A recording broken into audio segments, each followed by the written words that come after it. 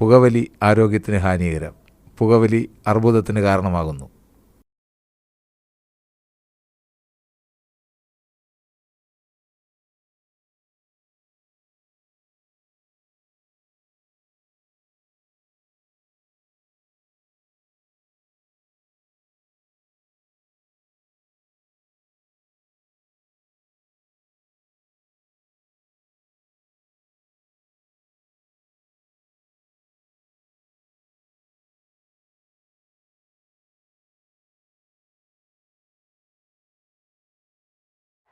എവിടെ പോയി കിടക്കാണ്? വിശന്നിട്ട് കണ്ണോണം വയ്യ. അവന് പറഞ്ഞു വിടേണ്ട സമയം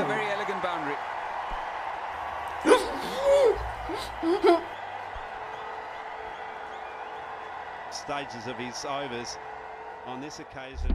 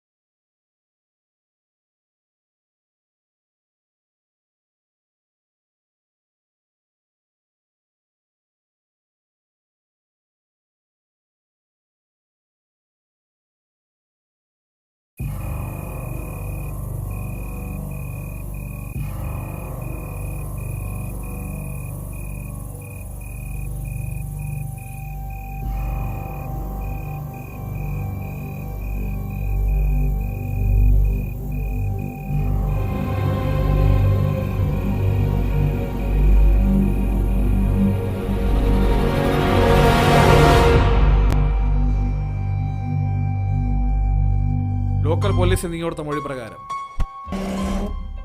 നീ അവിടെ എത്തുമ്പോൾ 2 പേർ മരിച്ചു കിടക്കും. സത്യത്തിൽ നീ എന്താ കണ്ടത്? സാറേ, കൊല്ലാനൊന്നും എന്നെ കൊണ്ട് പറ്റൂല. കൊല്ലിക്കാൻ പറ്റുമോ നിനക്ക്? എടാ, നിന്നെ ഞങ്ങൾ രക്ഷിക്കാം. നീ ഒരു കാര്യം പറ. പോലീസിനോട് പറഞ്ഞതിൽ നിന്ന് എന്തെങ്കിലും വിട്ടുപോയി അത് നീ ഞങ്ങളോട് പറ.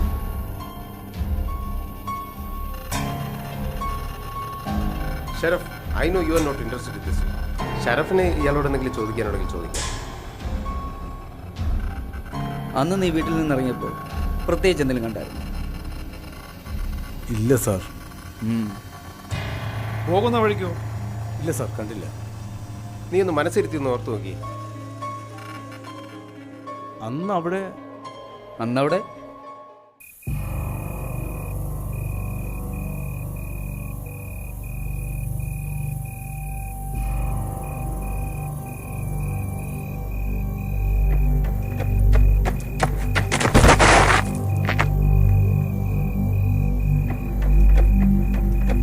അയാളെ മുമ്പ് നീ കണ്ടിട്ടുണ്ടോ? കൂട്ടി ഇടിച്ചപ്പോൾ ഒന്ന് കണ്ടതാണ്. മുടി കെട്ടി ഒരുത്തൻ. നിനക്കിനി അയാളെ കണ്ട തിരിച്ചറിയാൻ കഴിയൂ? ഒന്ന് ഓർത്തെടുത്താൽ മതി. നമുക്ക് ഈ ഓട്ടം നിർത്തണ്ടേ ചാക്കോ?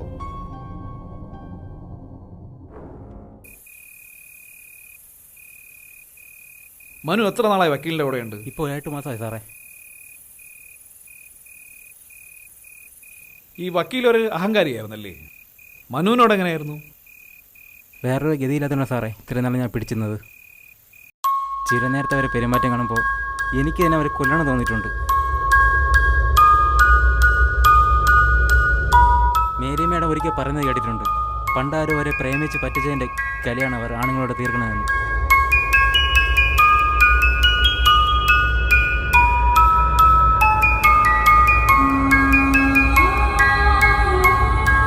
മരിക്കുന്നതിന് കുറച്ചാൾ മുമ്പ് തന്നെ ആ സൂപ്പർ മാർക്കറ്റിൽ വെച്ച് ആരുടെയൊക്കെ അവർ തല്ലുണ്ടാക്കിയിട്ടുണ്ട്. ആ മേരി മേഡത്തിനോട് മാത്രമാണ് എന്തെങ്കിലും നല്ല വർത്തമാനം പറഞ്ഞടിച്ചിട്ടുള്ളത്. എല്ലാവരോടും കലിയ അവർക്ക്. നികിത മരിക്കുന്ന തലേന്ന് എന്താണ് ഉണ്ടായത്? എവിടെ പോയിട്ട് വളരെ താമസിച്ചാണ് വന്നത്. വന്ന ഉടനെ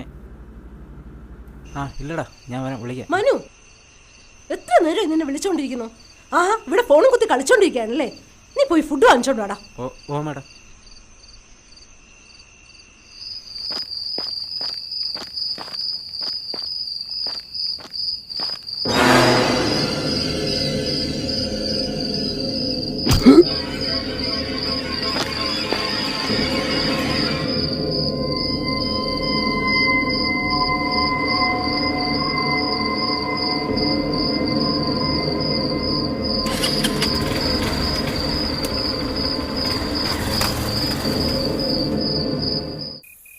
അയാളുടെ മുഖം കണ്ടാൽ മനുവിന് തിരിച്ചറിയാൻ സാധിക്കുമോ? മുഖം കാണാൻ കഴിഞ്ഞില്ല സാറേ.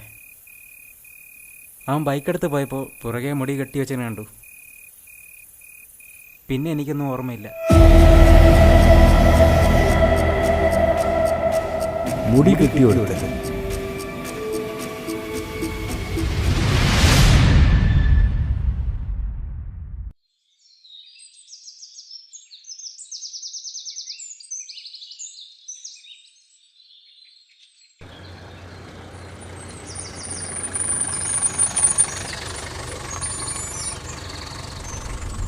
തന്നെ സാറേ, അത് അവൻ തന്നെ. നീ ശരിക്കും കണ്ടോ? സാറേ ഞാൻ ശരിക്കും കണ്ടതാ. നമ്മൾ തിരിയും വരെ നമ്മളെ പിന്നിൽ തന്നെ ഉണ്ടായിരുന്നു. ഉറപ്പാണോ? എനിക്കിപ്പോൾ ആ മുഖം നന്നായിട്ട് ഓർമ്മയുണ്ട്. ശരി, ഇതൊന്നും ചെന്ന് ഇനി നമ്പ്യാർ സാറിന് വിളമ്പാൻ നിൽക്കണ്ട കേട്ടല്ലോ. ഞാൻ ഒന്നും പറയില്ല സാറേ. എന്നെ എങ്ങനെ ഇരുന്ന് ഊരി തന്നാൽ മതി. ശരി, തൽക്കാലം അത് വിട്ടേക്ക്. സാറിവിടെ ഇല്ലേ? അങ്ങനെ വരാൻ വഴിയില്ല. ഞാൻ വിളിച്ചിരുന്നല്ലേ, ഇനി പെട്ടെന്ന് എങ്ങോട്ടെങ്കിലും പോയോ? എന്നാൽ നമുക്ക് പോവാം സാറേ. അവനെ കൊണ്ട് വലിയ കഷ്ടമായില്ല. നിനക്ക് കിട്ടിയൊന്നും പോരാടാ.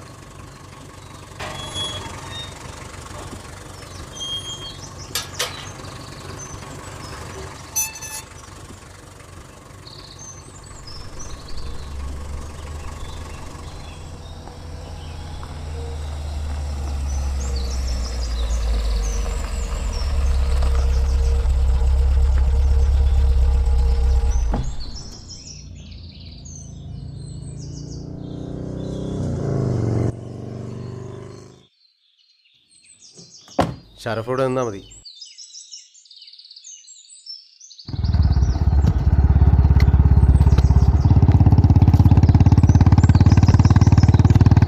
ഇപ്പോൾ എത്തിയുള്ളൂ.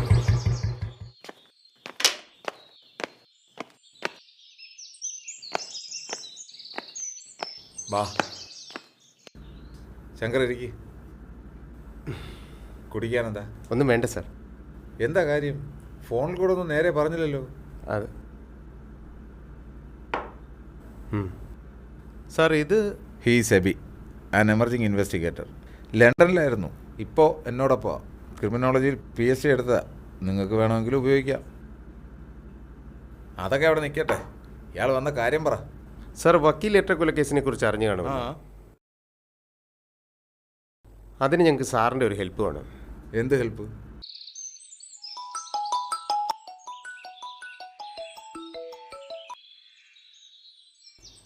സർ. ഷറഫെ, അവനെയും കൊണ്ടുവാ. Okay sir. എന്നടാ? ഇപ്പോൾ തന്നെ 4 മാസം കഴിഞ്ഞു സാർ. മുകളിൽ നിന്ന് നല്ല പ്രഷറുമുണ്ട്. Meet mister Sharaf. He's assisting in this case. Sharaf ഇരിക്കും. പ്രതിയാണെന്ന് അറിയുന്നതിന് മുമ്പ് വിലങ്ങിടാൻ തുടങ്ങി. ഇവൻ അല്പം ചാട്ടം കൊടുക്കണം സാർ. ആണോടാ? 2 അറ്റാക്ക് കഴിഞ്ഞിരിക്കുന്ന ഞാൻ എങ്ങനെ സഹായിക്കാനാ? ഈ ഒരവസ്ഥയിൽ സാറിനെ ബുദ്ധിമുട്ടിക്കുകയാണെന്ന് വിചാരിക്കരുത്. CCTV ഫുട്ടേജും മറ്റ് തെളിവുകളും എല്ലാം അവനെതിരാണ്. പക്ഷെ 1-2 ലിങ്കുകൾ അങ്ങോട്ട് കണക്റ്റ് ആവുന്നില്ല. ഇവനാണെങ്കിൽ കുറ്റവും സംഭവിച്ചിട്ടില്ല. ഈ ചാനലുകാർ പറയുന്ന പോലെയൊന്നുമല്ല കാര്യങ്ങൾ. ഷറഫ് എന്താ ആലോചിക്കുന്നത്? പറഞ്ഞോളൂ. എന്നെ അലട്ടുന്ന ഒരു ചോദ്യമുണ്ട് സാർ. ഈ ശരീരം വെച്ചുകൊണ്ട് അല്ലറ ചില്ലറ മോഷണം നടത്തുമെന്നല്ലാതെ ഇവനെക്കാളും ആരോഗ്യമുള്ള 2 സ്ത്രീകളെ കൊല്ലാൻ മാത്രമുള്ള ധൈര്യവും മനസ്സുമൊക്കെ ഇവനുണ്ടാവും സാറേ. ഇവൻ്റെ പോലീസ് റെക്കോർഡ്സിലൊന്നും അങ്ങനെയല്ല കാര്യങ്ങൾ. ഏതായാലും ഒരു കാര്യം ചെയ്യ്, ആ ഡീറ്റെയിൽസൊക്കെ ശങ്കർ നാളെ ഒന്ന് കൊടുത്തു വിട്, ഞാനൊന്ന് സ്റ്റഡി ചെയ്യട്ടെ. Okay sir. നിങ്ങളിപ്പോൾ പൊയ്ക്കോ. Okay sir. സാർ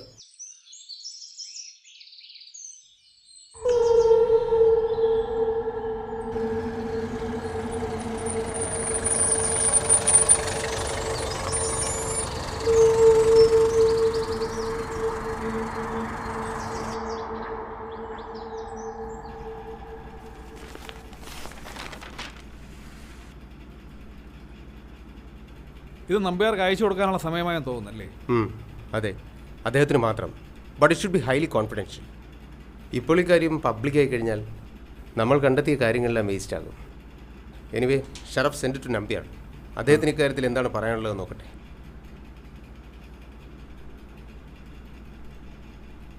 സാർ, ഈ അടുത്ത ദിവസങ്ങൾ വരെ ഇയാൾ നമ്മുടെ പുറകെ തന്നെ ഉണ്ടായിരുന്നു. പക്ഷേ ഇപ്പോൾ കിട്ടുന്ന ഇൻഫർമേഷൻ വെച്ചിട്ട് ആൾ മിസ്സിംഗ് ആണ്. ഇനി നമ്മളുടെ ഫൈൻഡിങ്സിനെ കുറിച്ച് എന്തെങ്കിലും അയാൾ മനസ്സിലായി കാണും. എന്തായാലും അയാളെ ഒന്ന് ട്രേസ് ഔട്ട് ചെയ്തേക്ക്.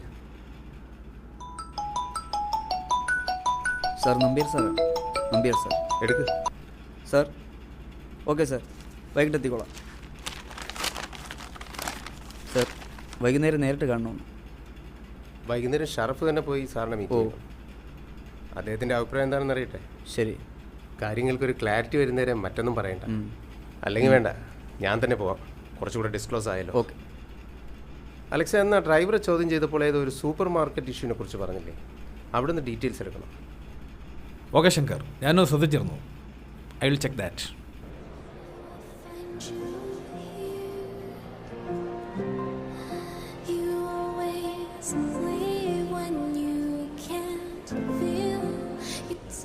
Good evening sir.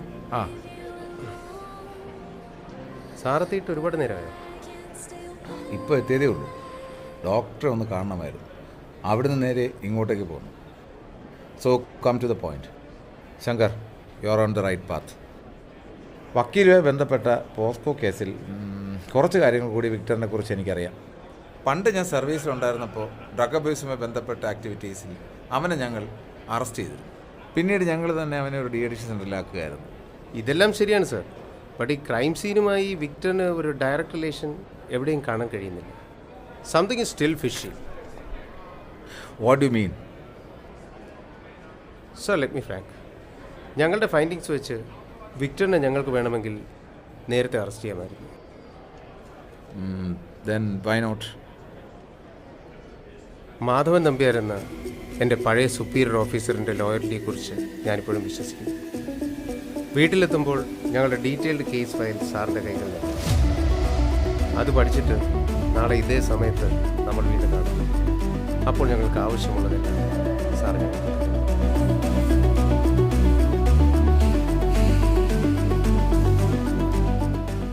Sir, please try to understand. മീഡിയക്കാർ പറയുന്ന പോലെയൊന്നുമല്ല കാര്യങ്ങൾ. Okay sir. ഓക്കെ. എന്തോരി സാർ? ആ വിക്ടറിൻ്റെ കേസ് ആരോ മീഡിയയ്ക്ക് ഇൻഫോം ചെയ്തിരിക്കുന്നുണ്ട്. നമ്മൾ അറസ്റ്റ് ചെയ്യാതെ നോക്കിയിരിക്കുകയാണ് പോലും. ഒരു സാഡ് ന്യൂസ് ഉണ്ട്. നമ്പ്യാർ സാർ ഇന്നലെ രാത്രി മരിച്ചു. സൈലന്റ് അറ്റാക്ക് ആയിരുന്നു.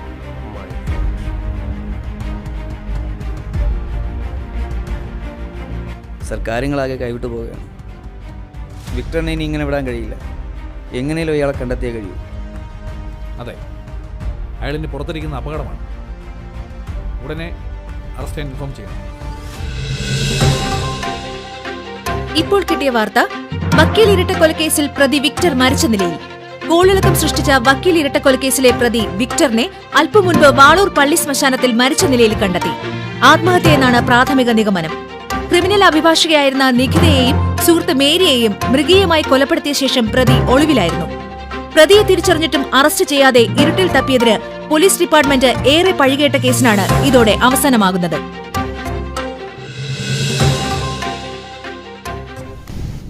ഈ കടൽ കണ്ടോ? പുറലോകം കാണേണ്ടത് മാത്രമേ അത് പുറത്ത് കാണൂ. അല്ലാത്തത് കടൽ ആഴങ്ങളിൽ കൂട്ടി ഒരിക്കലും പുറത്തു വരാം. ഈ കേസും ഇപ്പോൾ ഇങ്ങനെ ഒരു അവസ്ഥയിലാണ്. മീഡിയ സെൻസേഷൻ, ജനങ്ങളുടെ പ്രതിഷേധം, എന്തൊക്കെയാണ് കഴിഞ്ഞു പോകുന്നത്. ഇപ്പോൾ CBCIDക്ക് പിടികൊടുക്കാതെ പ്രതി ആത്മഹത്യ ചെയ്തപ്പോൾ എല്ലാവർക്കും തൃപ്തിയായി. കുറേ നാളുകൂടി നമ്മുടെ കഴിവുകളെ കുറിച്ച് ജനം പുച്ഛിച്ചു തന്നതായി. അത് കഴിഞ്ഞാൽ പിന്നെയെല്ലാം കടൽ പോലെ ശാന്തം. എനിക്ക് മനസ്സിലാകുന്നില്ല സാർ, നിങ്ങൾ എന്താണ് ഈ പറഞ്ഞു വരുന്നത്? ഇത് ഇവിടെ വെച്ച് നിർത്തണമെന്നാണോ? ഒരിക്കലുമല്ല ഷറഫ്. പക്ഷെ നമ്മൾ മൂവരുടെയും ഫൈൻഡിങ്സ് വെച്ച് എന്ത് കാട്ടാൻ? ഈ ക്രൈംസുമായി ബന്ധിപ്പിക്കുന്ന ഒരു ചെറിയ പഴുത് പോലും അവൻ ബാക്കി വെച്ചിട്ടില്ല. ഇപ്പോൾ നമ്മൾ അവനെ പൊക്കി അകത്തിട്ടാൽ പോലും കോടതിയിലെത്തുമ്പോൾ ഒരു നോൺ ബോയിലബിൾ ഒഫൻസ് പോലും ചാർജ് ചെയ്യപ്പെട്ടെന്ന് വരും. ഒടുവിൽ നമ്മുടെ മുഖത്ത് കാർക്കിച്ചു കുത്തി അവ ഇറങ്ങി നിൽക്കുന്നു. ഡിപ്പാർട്ട്മെൻറ്റിൽ നമ്മൾ പിന്നെയും പിടിക്കും. എന്താണ് ഒരു വഴി? ആ പറയൂ, സംസാരിക്കാമെന്നോ? ഓക്കെ ഞാൻ എത്തിക്കോളാം. ശരി. അങ്ങനെ പ്രതീക്ഷ പൂർണ്ണമായി കൈവിടേണ്ട സമയമായിട്ടില്ല സാർ. മറ്റു വൈരകളൊന്നുമില്ലാതെ പെട്ടെന്നുണ്ടാകുന്ന മാനസിക വിഭ്രാന്തിയിൽ കൊലപാതക പരമ്പര നടത്തുന്ന ഒരു കൊടും ക്രിമിനലിനെ നമ്മൾ സമൂഹത്തിലേക്ക് ഇറക്കി വിട്ടാൽ അവനിത് ആവർത്തിക്കില്ല എന്ന് എന്താണ് ഉറപ്പ് സാറേ? അങ്ങനെയായാൽ മറ്റെന്ത് ദുഷ്പേരുകളിൽ നിന്നും നാം രക്ഷപ്പെട്ടാലും നമ്മുടെ മനസാക്ഷിയോട് നമുക്ക് നീതി പുലർത്താൻ കഴിയുമോ സാർ? രവി എന്താ പറഞ്ഞത്? നമ്മൾ കേസ് ഏറ്റെടുത്തതിനു ശേഷം വക്കീലിൻ്റെ വീടിൻ്റെ പരിസരങ്ങളിലെല്ലാം ഞാൻ ഒബ്സർവ് ചെയ്തിരുന്നു. വക്കീൽ താമസിച്ച വീടിൻ്റെ ഓണർ എന്തോ ആക്സിഡൻറ്റ് പറ്റി ഹോസ്പിറ്റലിലാണെന്നാണ് അയാളുടെ ഭാര്യ പറഞ്ഞത്. എനിക്കെന്തോ അതിലൊരു പന്തികേട് തോന്നി. ഞാൻ രവിയെ വിട്ട് ഡോക്ടറെ ക്വസ്റ്റ്യൻ ചെയ്യിപ്പിച്ചു. അതൊരു സൂയിസൈഡ് അറ്റംപ്റ്റ് ആയിരുന്നു. ഡിസ്ചാർജ് ആയ ശേഷം അയാളിപ്പോൾ ഭാര്യയുടെ വീട്ടിലുണ്ട്. അയാളെ കണ്ടതിന് ശേഷമാണ് രവി വിളിച്ചത്. എൻ്റെ മനസ്സ് പറഞ്ഞു സാർ, അയാൾക്ക് നമ്മളോട് എന്തൊക്കെയോ പറയാനുണ്ട്.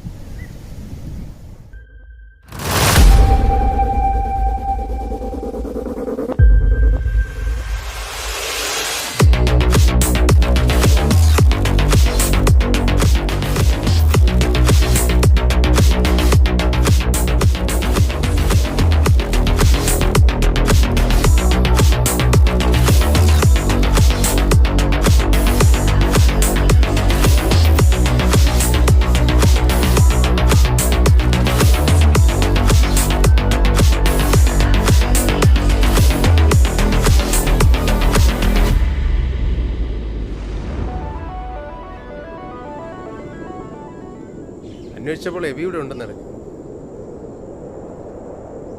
നല്ല അടിപൊളി സ്ഥലമല്ലേ? നമ്പ്യാർ സാറിന് ഏറെ ഇഷ്ടപ്പെട്ട സ്ഥലമായിരുന്നു ഇത്.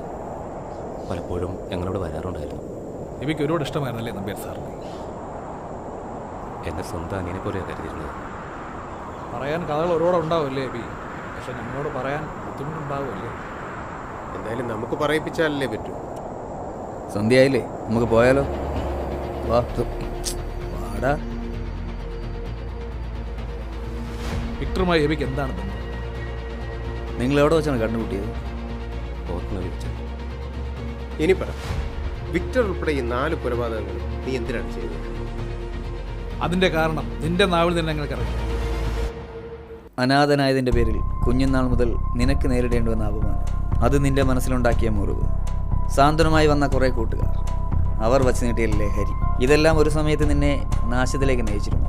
പക്ഷേ നമ്പ്യാർ സാർ നിന്നെ കണ്ടെത്തിയതിന് ശേഷം കാര്യങ്ങൾ അങ്ങനെ ആയിരുന്നില്ലല്ലോ.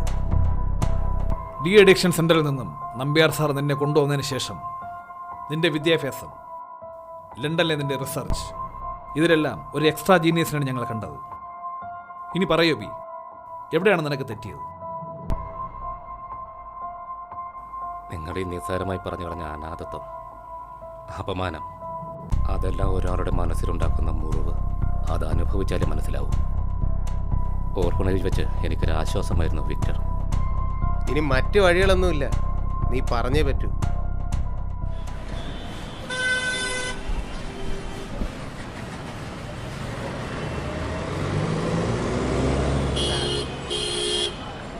അമ്മ അമ്മ ഇതെനിക്ക് വേണം അമ്മ. അവിടെ കൊണ്ടുപോയിക്കടാ, ആവശ്യത്തിന് വാങ്ങി തരുന്നുണ്ടല്ലോ.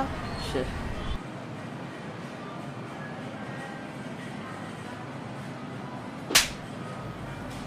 ഞാൻ ആരെന്ന് വിചാരിച്ചേട്ടാ നിന്റെ അഭ്യാസം? നിന്റെ പുള്ളുള്ളവുമായിട്ടൊക്കെ സോക്കിയോടെ എനിക്കറിയാം. നാറി.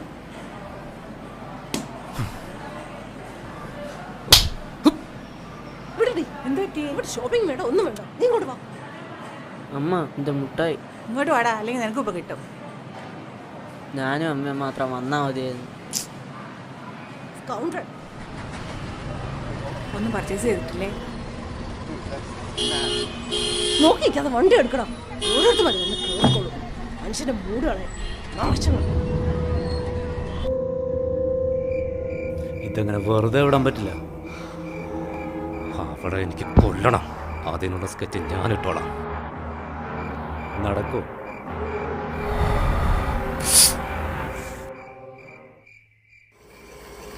എവിടെ പോയി കിടക്കാനോ? വിശന്നിട്ട് കണ്ണോണം വയ്യ. ഇവനെ പറഞ്ഞു വിടേണ്ട സമയം കഴിഞ്ഞു.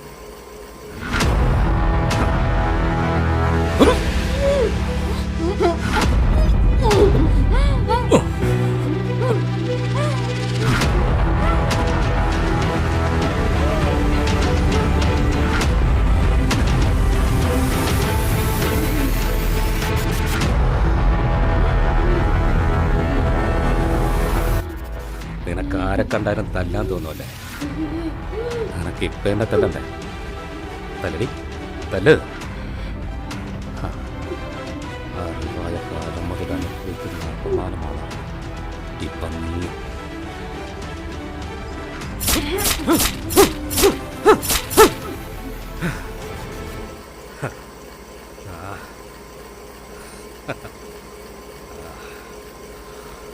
നികിതേ, നികിത,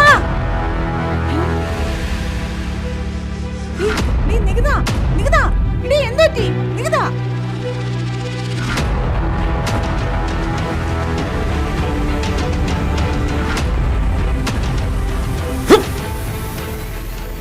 മുമ്പ് വിക്ടർ ശിക്ഷിക്കപ്പെട്ടൊരു പോക്സോ കേസിന്റെ എതിർഭാഗം വക്കീൽ ഇവരായിരുന്നു. അന്ന് നിരപരാധിയായ അവന്റെ ഭാഗമൊന്നും കോടതി കേട്ടില്ല. ലണ്ടനിൽ നിന്ന് വന്നതിന് ശേഷം വിക്ടറുമായി നിനക്കുണ്ടായിരുന്ന ബന്ധത്തെക്കുറിച്ച് നമ്പ്യാർ സാറിന് അറിയാമായിരുന്നു? അറിയില്ലായിരുന്നു. അന്ന് ഞങ്ങൾ നമ്പ്യാർ സാറിൻ്റെ വീട്ടിൽ വന്നത് കേസിൻ്റെ കാര്യത്തിനല്ലായിരുന്നു. പകരം നിന്നെ ലക്ഷ്യം വെച്ച് തന്നെയായിരുന്നു.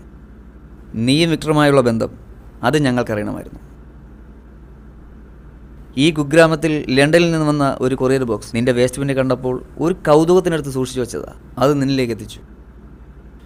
ഷറഫ് തന്ന ഇൻഫർമേഷൻസ് വെച്ച് ഞാൻ നേരെ പോയത് നിന്റെ ഇമെയിൽ, ഗൂഗിൾ ലിസ്റ്റ് എന്നിവയിലൊക്കെ ആയിരുന്നു. നിന്റെ ലണ്ടൻ കണക്ഷൻസ് വെച്ച് നീ ഡെവലപ്പ് ചെയ്തെടുത്ത ഡ്രെഡ്ഫുൾ മെഡിസിൻ, ഒരു ഓട്ടോപ്സിക്കും കണ്ടെത്താൻ കഴിയാത്ത ആ അത്ഭുത കൂട്ട്, അതിനുപയോഗിച്ച ഇൻഗ്രീഡിയൻസ്. തുറന്നു പറയവേ, നീ അതുപയോഗിച്ചില്ലേ നമ്പ്യാർ സാറിനെ കൊന്നത്?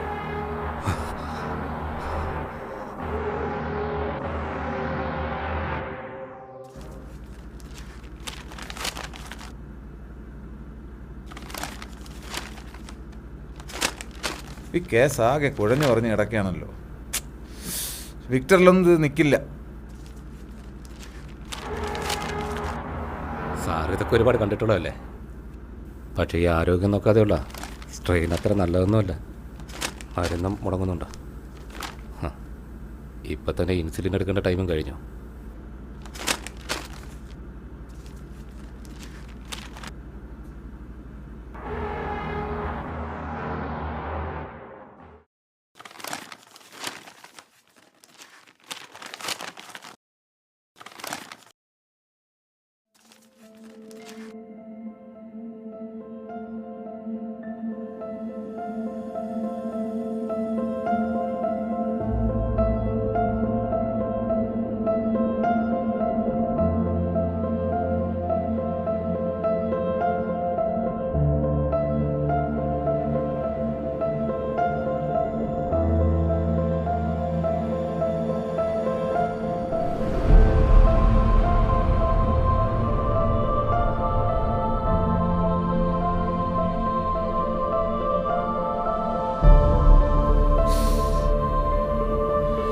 നിനക്കെപ്പോഴും വിക്ടറുമായി ബന്ധമുണ്ടല്ലേ? ഞാനത് അറിഞ്ഞിരുന്നില്ല.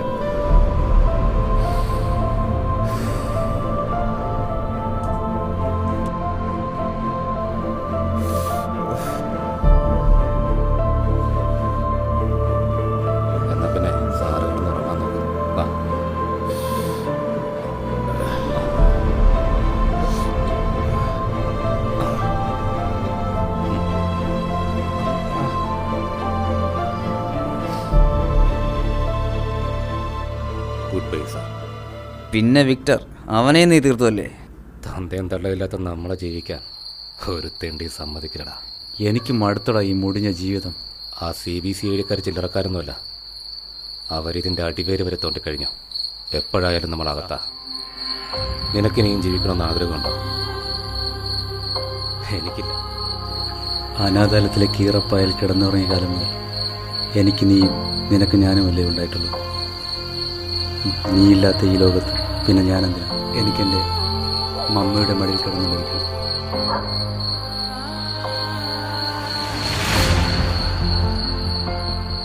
ഇതൊക്കെ വെച്ച് നിങ്ങൾക്ക് തന്നെ എന്തെങ്കിലും ചെയ്യാൻ പറ്റുമെന്ന് തോന്നുന്നുണ്ടോ? ചിലപ്പോൾ 1-2 ദിവസം ജയിലിലടയ്ക്കാൻ സാധിച്ചേക്കാം. അല്ലാതെ ഒരു കോടതിയിലും നിങ്ങൾക്കിത് തെളിയിക്കാൻ കഴിയില്ല. എബി, നീ ഞങ്ങളെ ഒരുപാട് അണ്ടർ എസ്റ്റിമേറ്റ് ചെയ്യുന്നു. ലോക്കൽ പോലീസ് ഞങ്ങൾക്ക് തന്ന ചാക്കോ എന്നൊരു സാധാ മോഷ്ടാവിൽ നിന്നും ഇൻ്റലക്ച്വൽ ക്രിമിനലായ നിന്നിലേക്ക് ഞങ്ങൾ എത്തണമെങ്കിൽ ഞങ്ങളുടെ കണ്ടെത്തലുകൾ എത്രമാത്രം ആഴത്തിലുള്ളതായിരിക്കുമെന്ന് നിനക്ക് മനസ്സിലാക്കാവുന്നല്ലേ ഉള്ളൂ. ഇത്രയും ദിവസം ഞങ്ങൾ അലട്ടിയ ഒരു ചോദ്യവും നീ പറഞ്ഞ പഴുതി തന്നെയായിരുന്നു. നേഴ്സിംഗ് കോളേജിൽ പ്രാക്ടീസ് ചെയ്യുന്ന കാലത്താണ് ഞങ്ങൾ കണ്ടുമുട്ടുന്നത്.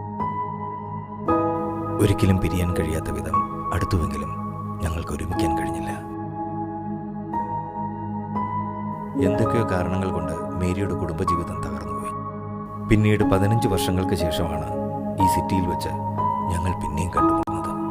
നിങ്ങളുടെ ഭാര്യയ്ക്ക് ഇതൊക്കെ നേരത്തെ അറിയാമായിരുന്നു? എന്തുകൊണ്ടോ ഞാനിതെല്ലാം ആനയോട് മറച്ചു വെച്ചു. എന്നിട്ട് തൊട്ടടുത്തുള്ള വീട്ടിൽ തന്നെ അവർക്ക് താമസവും തരപ്പെടുത്തി അല്ലേ? ആ, അത് മാത്രമല്ല, മറ്റാരും അറിയാതെ ഞങ്ങൾ അവിടെ വെച്ച് കാണുമായിരുന്നു. അങ്ങനെ ഒരു ദിവസം,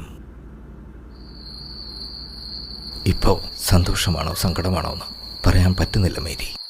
സന്തോഷത്തിനും ദുഃഖത്തിനും ഇടയ്ക്കൊന്നുണ്ട് റോയ്, യാഥാർത്ഥ്യം. മേരി, ഞാനത് തിരിച്ചറിയുന്നുണ്ട് റോയ്. പെട്ടെന്ന് ഇങ്ങനെ ഒരു അവസ്ഥയിൽ എത്തിച്ചേർന്നപ്പോൾ ഞാനൊന്ന് സ്വയം മറന്നുപോയി. പക്ഷേ മേരി, എനിക്കതിന് സാധിക്കുന്നില്ല. സാധിച്ചേ മതിയാവൂ. എനിക്കറിയാം ആനിയും മക്കളെയും റോയ് എത്രത്തോളം സ്നേഹിക്കുന്നെന്ന്. ക്ഷണിക്കപ്പെടാത്ത ഒരാൾ വന്നതാണ് എൻ്റെ ജീവിതം എങ്ങനെ ആക്കിയത്. എന്നാൽ ആനിക്ക് ആകതി ഉണ്ടാവാൻ പാടില്ല. പക്ഷേ മേരി, മോനെ ചേട്ടൻ വന്ന് നാട്ടിലേക്ക് കൊണ്ടുപോയി. ഞാനും അങ്ങോട്ടേക്ക് മാറുകയാണ്. നികിതയ്ക്ക് ഈ ബന്ധം അറിയില്ല. അറിഞ്ഞാലും അവളങ്ങനെ പ്രതികരിക്കുമെന്ന് അറിയില്ല. നിന്നോട് എന്ത് പറയണമെന്ന് എനിക്കറിയില്ല മേരി. സമയം ഒരുപാട് വൈകി. ഓക്കെ റോയ്.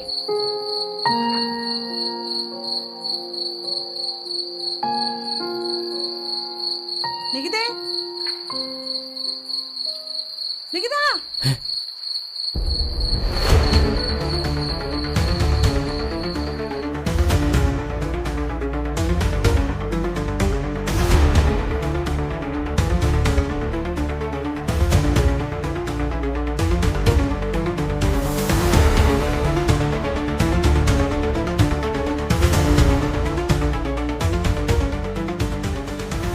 ചുരുളറിയാത്ത കേസുകളുടെ ഉത്തരം കണ്ടെത്തിയ നമ്പ്യാർ സാറിൻ്റെ കൊലപാതകം ഒരു സ്വാഭാവിക മരണമായി രേഖപ്പെടുത്തുവാൻ കാലത്തിന് കഴിയില്ലേ B? There is a magical key behind every crime and we got it. നീ സ്വപ്നത്തിൽ പോലും വിചാരിക്കാത്ത ഒരു ഐ വിറ്റ്നസ്. അയാൾക്കുണ്ടായ കുറ്റബോധം നിന്നെ കുടുക്കിയ ബി.